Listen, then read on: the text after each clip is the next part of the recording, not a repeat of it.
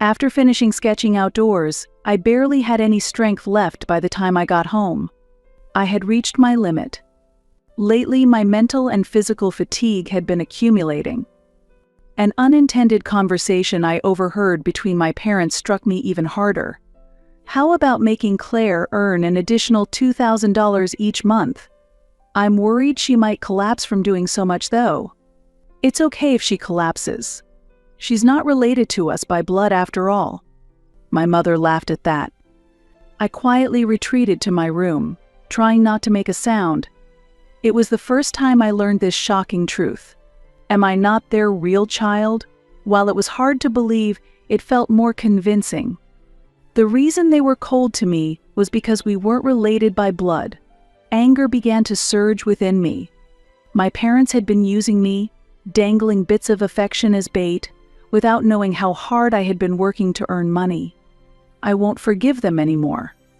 The moment I uttered those words, my resolution solidified. If they intended to do that, I had plans of my own. I would abandon all imposed love, family, and responsibilities. That night, I quietly left my family home while planning my future. My name is Claire, and I am currently 27 years old. It is said that a child's happiness depends on their parents. I remember reading an article online about this once. While I don't agree entirely, I do agree with that point. I grew up in a troubled family, feeling unhappy throughout my childhood. There are various types of parents in the world, some of whom suppress their children's individuality or use harsh discipline under the guise of upbringing.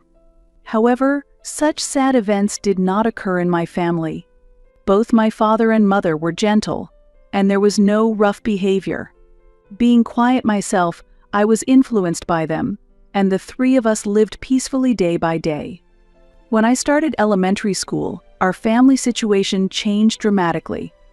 My father won a large sum of money in the lottery.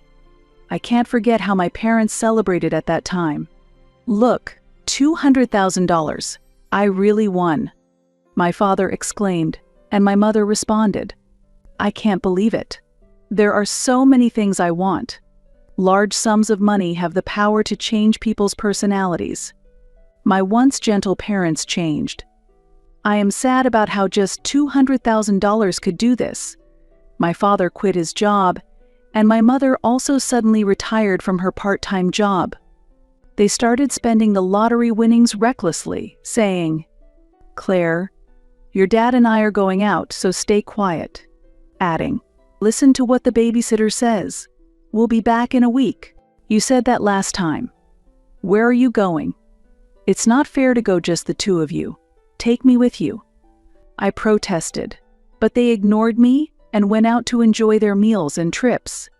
My initial question, "Why am I being excluded?" lasted only for a while. Gradually, I began to ponder my parents' unstable behavior. In other families, the parents were properly employed, but I wondered if my family was okay. Years later, my concerns became a harsh reality. My parents quit all their jobs, indulged in luxury, and became accustomed to a lazy lifestyle, no longer resembling their former selves. I can't remember how long it took for them to spend the $200,000 they won in the lottery. It might have been when I was in the 4th or 5th grade. By that time, my parents had started drinking alcohol from the morning, and our home became a mess. Dishes piled up, and the house was covered in trash and dust. Neither my father nor my mother did any housework anymore, and we could no longer afford to call a house cleaning service. The room, overflowing with garbage, was filled with an unpleasant scent. In this environment, my often drunk parents frequently yelled at me, "Stop daydreaming and clean up." Or "You can do the cleaning yourself, can't you? Do you even have a purpose for being here?" They would say, making me question my own existence. Why am I here? This question has been in my heart since my childhood. While doing housework, I always thought about this. I wondered if children in other families were experiencing the same thing. Our family gradually started running out of food. No one in the family was working, and there was no income. Previously, we managed by selling household items, But eventually, that became impossible too. "Claire, come outside today." But I'm embarrassed to be in front of people."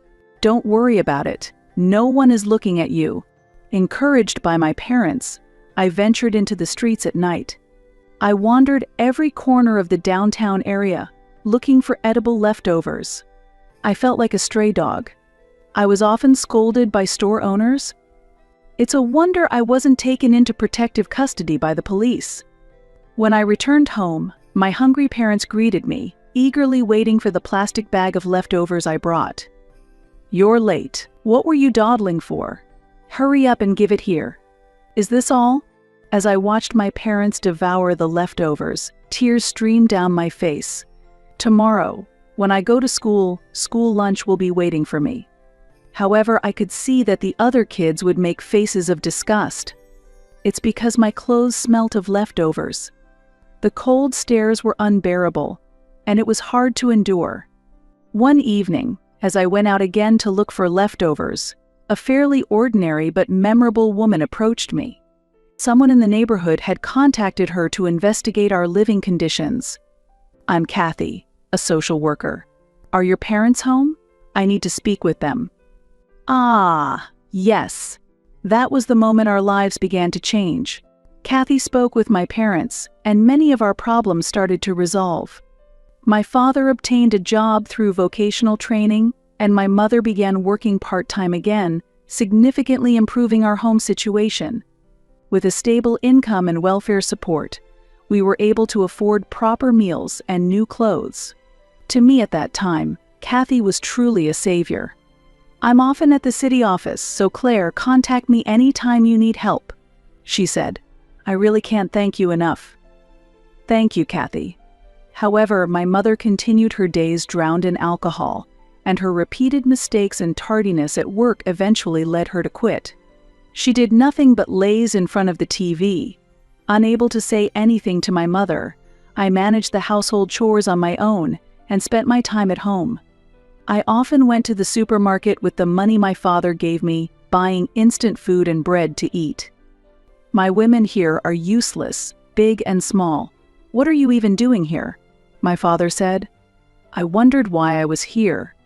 Even as I moved into the upper grades of elementary school, that question persisted in my heart. I used to be very happy as a child, enjoying every day. While earning little, my father spent money on gambling, gradually accumulating debt. If this continued, I might return to the days of scavenging through trash bins. So, I sought Kathy's help many times. My family was one of the more troublesome cases Kathy had to follow. After starting middle school, I began working a part-time job. It was a morning newspaper delivery job. With that income, I was able to buy new stationery and shoes. Thinking back to that time, the issue with bras come to mind. My mother had never taught me the importance of wearing a bra, so for a long time I didn't wear one. After being pointed out by a classmate at school and being shocked, I remained hunched over for a long time. After school that day, I immediately called Kathy and went out with her to buy a new bra. Why are my parents so indifferent? They don't care what happens to me. They ignore me even though I'm embarrassed, I said. Parents are different, but don't worry, Claire, you're doing great, and I'll support you whenever you need help, Kathy answered. Kathy was always a reliable person. She invited me to her home to teach me cooking, imparting various life skills. Every time I felt Kathy's warmth, I wondered why my parents were so cold to me, why they couldn't be kinder. I often sighed, comparing my neglectful parents to Kathy, who, though technically a stranger, cared for me like her own. Throughout my high school life, the situation remained the same. I barely managed to sustain my life while keeping in touch with Kathy. It was only when it came to choosing my future path that my parents seriously started to think about me. Are you planning to leave home after graduating high school? Really? Claire, are you sure that's right? Leaving your mom and dad behind. They strongly opposed, and I couldn't leave home. My parents did everything they could to keep me, pleading fervently for me to stay. I took their words as a sign of their love and decided to stay at home as they asked. Drawing was my only hobby as I spent a lot of time at home. Using pencils and erasers on the backs of flyers and in my sketchbook, I created worlds of my own. A colleague from the printing company I worked for taught me how to sell my drawings. I was employed at a small local printing shop, assigned to the General Affairs Department. One day, a colleague appreciated my drawing, which led to its sale. On a whim, I listed a work from my room on an auction site, and it fetched a surprisingly high price. This is wonderful. Small yet priced so well. Buyers praised the warmth of the patterns, leaving comments. My work sold rapidly, and the earnings eventually equaled a month's salary. My attachment to my drawings deepened. Hearing this, my parents were the happiest. Claire has such talent in drawing. They rejoiced. Keep drawing and selling them. If you become popular, you can sell them for even higher prices. They began to support me with changing eyes. I updated my art supplies and produced works using both digital and analog methods. Through social media, I introduced my works to the world, gaining further popularity. I began to create pieces based on direct messages from fans, and I even received offers from corporations, like illustrating for a major fast food chain. My parents were thrilled when my work was used in a campaign for a big company. "Fantastic, Claire. We're so proud. We're so lucky to have such a wonderful daughter," they said. For the first time in my life, I felt acknowledged as a filial daughter.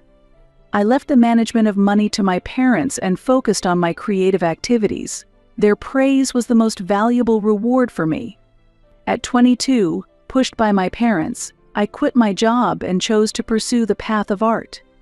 Whether called an illustrator or a painter, the title didn't matter much. Working as a freelancer required self-management, and I had to take care of my health every day. However, to meet deadlines, I couldn't afford to rest. Even in bed, I kept drawing. The hardest part was that I no longer received words of encouragement or gratitude from my parents. They had adapted to my stable income and quit their jobs again, returning to a lazy lifestyle. What are you spacing out for? Hurry up and draw, meet the expectations and fulfill your responsibilities. That's your job, isn't it? They scolded me. I'm sorry, I'm just a little tired. You think that's enough? The deadline is soon. The client is waiting. They pressured me, forcing me unwell to sit in front of the canvas. I began to feel exploited during that period. Every day, despite being exhausted, I continued to paint and complete my artworks. The paintings I once loved had become objects of disgust, and there were times when my hands trembled as I held the brush. Still, I occasionally found motivation in the words of praise from my parents and continued to persevere. Then one day, after finishing sketching outdoors, I barely had any strength left by the time I got home. I clearly felt at my limit. Both my mental and physical fatigue had accumulated. On my way to my room, I overheard a conversation between my parents. It seemed they had been drinking. They were enjoying themselves in the living room. How about making Claire earn an additional $2,000 each month? I'm worried she might collapse from doing so much though, they discussed. It's okay if she collapses. She's not related to us by blood after all. One of them said lightly with a laugh. Yes, let's use her up. My mother laughed at that. I quietly retreated to my room, trying not to make a sound. It was the first time I learned this shocking truth. Am I not their real child? While it was hard to believe, it felt more convincing. The reason they were cold to me was because we weren't related by blood. This feeling was hard to express in words. Anger surged through me to the point where my hand trembled holding the paintbrush. They had never understood the effort I put into my paintings. I won't forgive them anymore, I said out loud. At that moment, my resolution solidified. If that was their intention, I had my own plans. I decided to let go of all the imposed love, family, and responsibilities. That night, while planning for the future, I quietly left the house. The next day, While I was staying at a hotel, I noticed several calls from my mother. We needed to have a proper discussion on how to handle this. When I answered the call, my mother became emotional and raised her voice. "Claire, where are you? What do you mean by staying out without permission? Are you with someone? Why didn't you contact us?" She continued to reproach me. "I went to the city office to get a copy of the family register," I responded. Hearing that, my mother was at a loss for words. It seemed she was unsure how to start this conversation. Before leaving home, I had found important documents related to my birth. I found them while searching the house as my parents lay drunk in the living room. "Is it true that I was adopted?" I asked. "Yes, it's true. I'm sorry we never told you. When did you find out? How? Did you leave the house after finding out?" my mother asked. "No, the shock was part of it, but not the only reason. I was planning to leave for good this time. Tell Dad I won't be coming back," I responded. My mother suddenly became agitated and started questioning the reasons. It was too sudden for her to accept. "Talk to your father too. Let's all sit down as a family and talk. We can make a specific decision afterwards," she said. After some back and forth over the phone, we agreed to meet at a cafe. It was a small cafe inside a commercial facility, usually not very crowded. When I arrived at the agreed time, my parents were already there, waiting for me. They seemed angry. My sudden actions appeared unforgivable to them. "Claire, why did you leave on your own? Your mother and I were really worried," my father said. "Did you really mean to leave? Why did you decide that? You could have stayed with us," my mother said. "I'm sorry, but I can't stand it anymore. My intentions to leave are real. From now on, I will paint only for myself."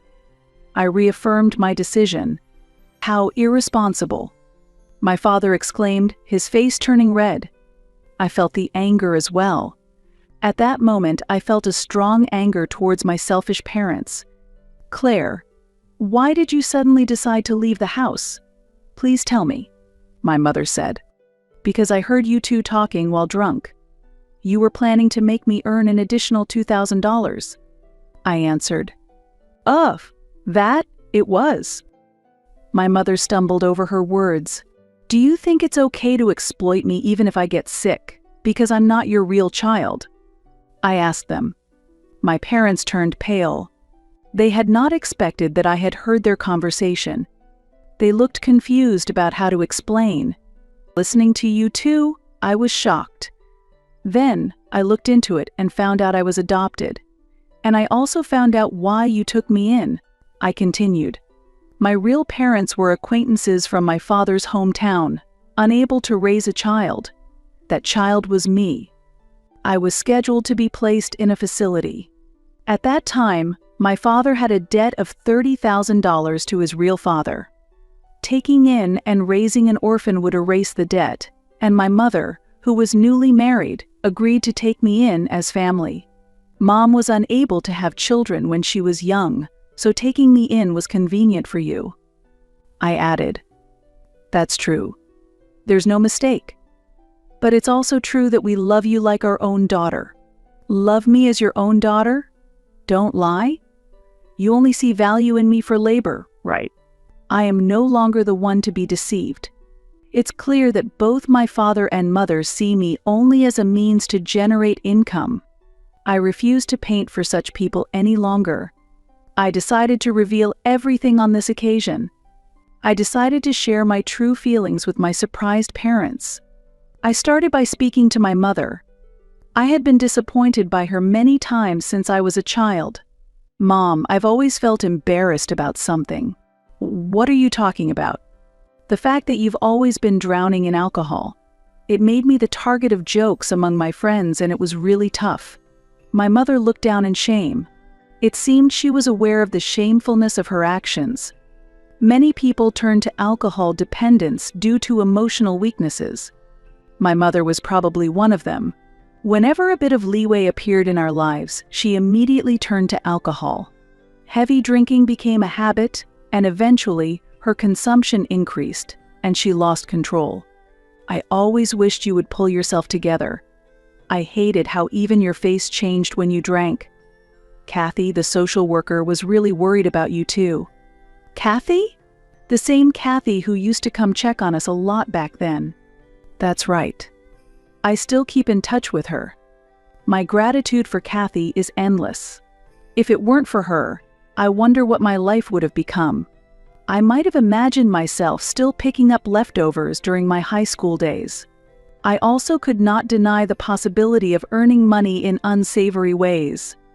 The apartment I'm living in now was actually secured through Kathy's recommendation. It was her consideration to ensure I could quickly secure my safety should any problems arise. Does the alcohol taste especially good when it's bought with the money your daughter earned? You must enjoy that taste every day. You barely do any housework and just wait for the weekend cleaning. That lifestyle might be permissible, Mom. You've had a lot of struggles since you were young because of problems with your womb. Does that excuse your current reckless lifestyle? Isn't that just indulgence? Honestly, I don't have many memories of you acting like a mother. Housework was always left to me. I was often forced to clean up after you when you were drunk. Yet you think such a selfish lifestyle is okay? Please keep the jokes to a moderate level. You don't even know how much I've struggled. As I glared strongly, my mother was visibly shaken. Hey, stop it. Don't blame your mother so much. Indeed. There's a need to blame you too, Dad. What do you mean? My father scowled. However, I stood my ground, undeterred. No matter how intimidating he became, I was no longer afraid. I couldn't stand up to them when I was younger, but things have changed since I became an adult. I could clearly state my position and point out my father's problems.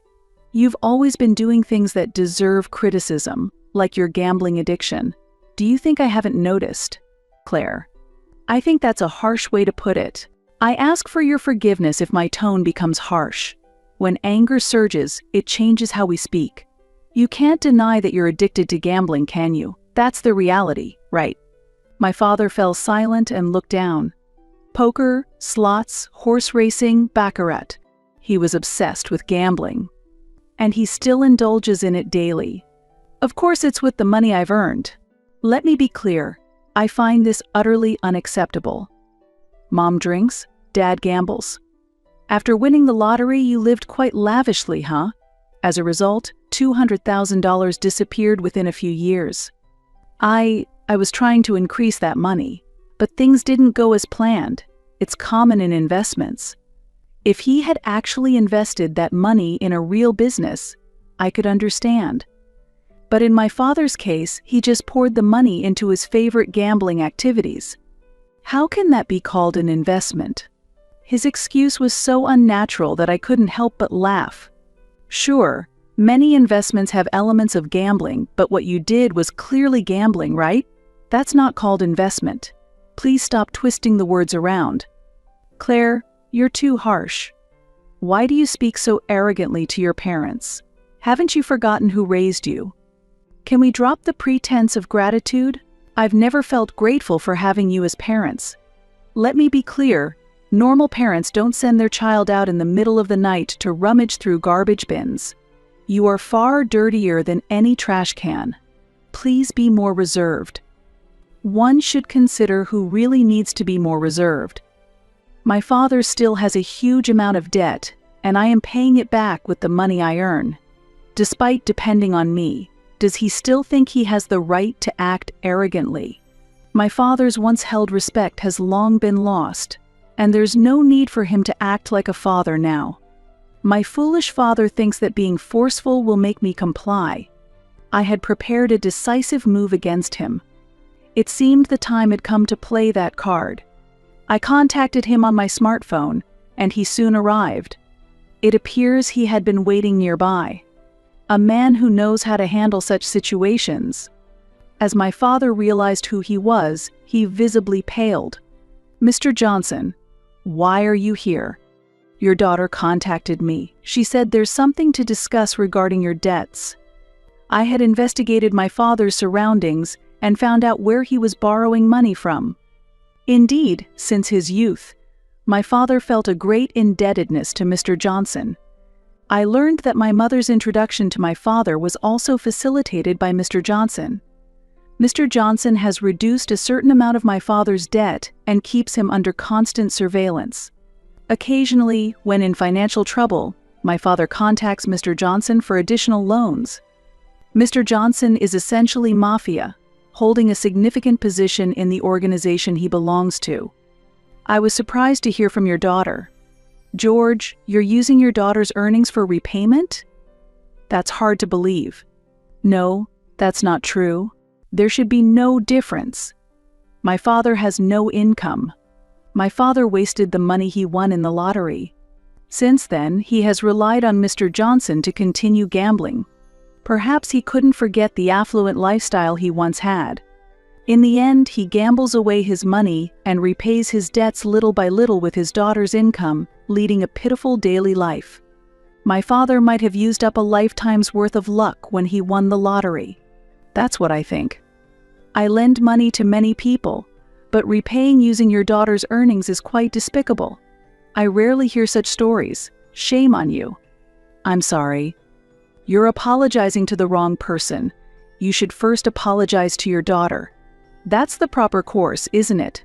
Apologize for the trouble you've caused and tell her that from now on, you will settle your own debts.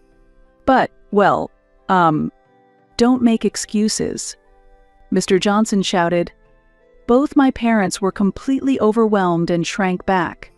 Next, Mr. Johnson lectured my father about parental responsibilities. My father, in tears, looked utterly disgraceful. This should ensure that my father no longer uses my funds for debt repayment. Next, it was time for my mother to face consequences. I had previously contacted another person to come. After Mr. Johnson, Kathy appeared. That kind social worker, Kathy. Both my parents greeted her politely. I meet with her occasionally, but for my parents, it was a reunion after a long time. With her unchanged demeanor, Kathy greeted them with her usual calm smile. I came here today at Claire's request. Both of you, did you really say it doesn't matter if she collapses from overwork because she's not your real child? First, please tell me the truth about that. My parents were at a loss for words. They couldn't provide a clear answer. It was evident from their demeanor that they were aware their statements had been a mistake. Kathy sighed, visibly making a judgment based on their reactions. It's truly unforgivable. To be clear, you're terrible. I felt it when Claire was picking up leftovers, but this is utterly merciless. It makes one question your humanity, doesn't it? I'm sorry. If you truly intend to apologize, you should start by formally apologizing to Claire. That's the correct order. Then we can discuss further, right? Although Kathy was calm, her presence was profoundly commanding. Her experience with many troubled families might have been creating this pressure. My parents were completely dominated by Kathy's authoritative presence. They looked like children being scolded. Claire, I'm sorry. We'll try not to cause you any trouble from now on. It would be appreciated if you could do that. I will be leaving home now. From now on, I will not provide any financial support. That's okay with you both, isn't it? My parents reluctantly nodded. Kathy smiled kindly at me. With this, I finally achieved my own freedom. I was now liberated from any financial exploitation by my so-called parents. Kathy and I left my parents at the table, settled the bill, and exited the establishment. My parents asked for my contact information, but I decided to ignore the request. Later, I heard that each of them found jobs. My father was working in security, and my mother was employed as a part-time worker. If their monthly expenses were limited to living costs and debt repayment, their incomes should be sufficient. However, about a year after I left home, their financial situation collapsed. What was the reason? Mr. Johnson explained the background over the phone. It seems that George has taken on a large debt again. He was instigated by a gambling friend. He's struggling to make payments and is seeking help everywhere. He might even contact you, so be careful. Yes, I understand. Thank you. A few days later, Mr. Johnson's warning became a reality. I received a call from my parents. "Claire, I'm really sorry. I didn't intend to contact you. Did you incur another large debt?" I heard from Mr. Johnson. "Just to be clear, I won't lend you any more money." "Ah, please help me. I have no one else but Claire to turn to. This is really the last time." Why should I believe those words? Words from them trying to use me? Absolutely not. No matter what, I firmly and coldly refused. Ultimately, we parted on bad terms, but I have no regrets. If it means I can completely cut ties with such parents, nothing could be better.